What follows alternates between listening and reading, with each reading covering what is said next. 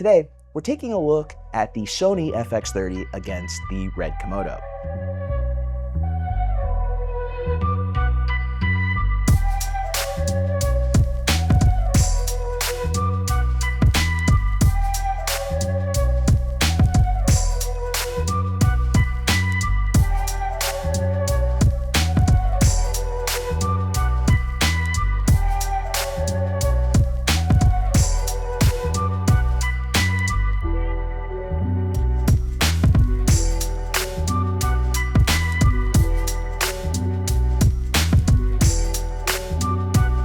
The footage you just saw was taken using the Sony 35mm, the RF version on the Red Komodo, and the E-mount version on the FX30 in both 10-bit and in RAW.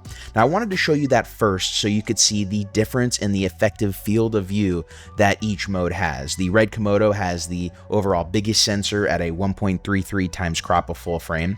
Then the internal 10-bit Sony footage is a 1.5 crop of full frame. Then you have the RAW footage, which is a 2 times crop of full frame. I also wanted to use the Sigma 24-35 with a speed booster on the FX30, so I thought it was only fair I'd put a speed booster on the Komodo as well.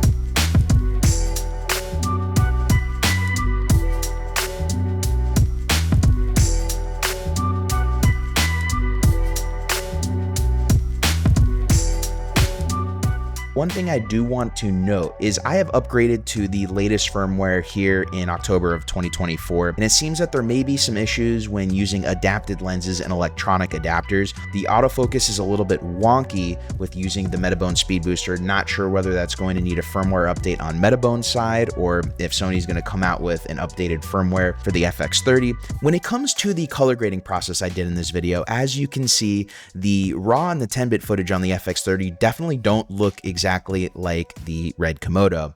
What I did was I used Cinematch and I made the FX30 in 10-bit and RAW match to the red color science in Rec 709. Now on the Blackmagic video I just put out, I'll put a link in the description below, it definitely looks a lot closer to the red, where in this video, I wouldn't say that any of the images look worse off than the red, but they definitely look different when it comes to the colors. So I do want to note how I did that because I wasn't trying to do some crazy color grades in order to make them match better, as that would involve a lot more work. So I wanted you all to see with a basic color transform to Rec 709 how these camera profiles work compared against each other. Now, these are a little bit different cameras and completely different price points. The Red Komodo is around $5,000 brand new, while the FX30 is around $1,800 brand new. The FX30 has a Super 35 sensor, although a little bit smaller than the Red Komodo, but it also has insanely great autofocus, really great battery life, and a smaller form factor than the Red Komodo. Also can use third-party lenses, unlike the Red Komodo when it comes to autofocusing, fully electronic communication. You can just have a much smaller kit. But then if you want to shoot RAW like the Red, you do need to add an Atomos recorder, which adds cost, and it also adds work, as the Atomos recorders only shoot in ProRes RAW.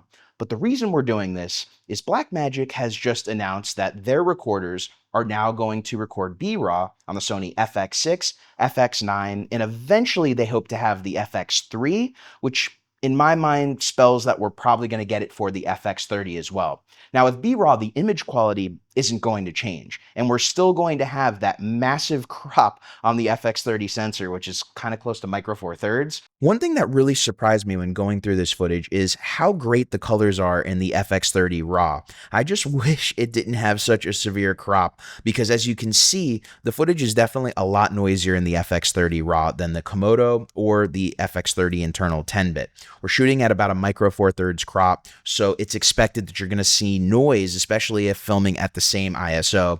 Filmed at ISO 800 on the Sony, and I filmed at ISO 800 on the Red. So ISO 800 in the Sony RAW is gonna have more noise. I could see why a lot of these bigger productions that are now shooting on the FX3 in the RAW mode, like the Creator, use the RAW mode. You can get the most out of those cameras. It really excites me that we're entering a time where a lot of these prosumer level cameras will offer the ability to shoot RAW. There are definitely some pros and cons to shooting with RAW on these cameras, especially because it adds some bulk. It makes the price more, so it takes an $1,800 camera and definitely makes it more expensive. There are some other differences too, like the FX30 has IBIS that's really good. I use it all the time for run and gun type work. The FX30 is obviously a much smaller camera. I've used the FX30 to even vlog in the past. I've used it on really small gimbals.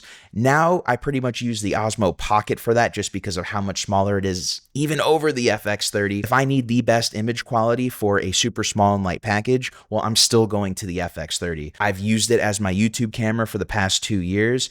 I've even at one point sold my Komodo and went full FX30s. I had 2 FX30s and an A7 IV, and I ran that for about a year. But the FX30 is definitely still in 2024 the best bang for your buck, especially if you're going to buy the external recorder. I really just wish that we could have had the full 6K signal come out of the FX30, even if it was only in 24 or 30p, because the field of view, we could have used a speed booster, got the full frame look. We would have not had to use a speed booster if you're using Super 35 glass.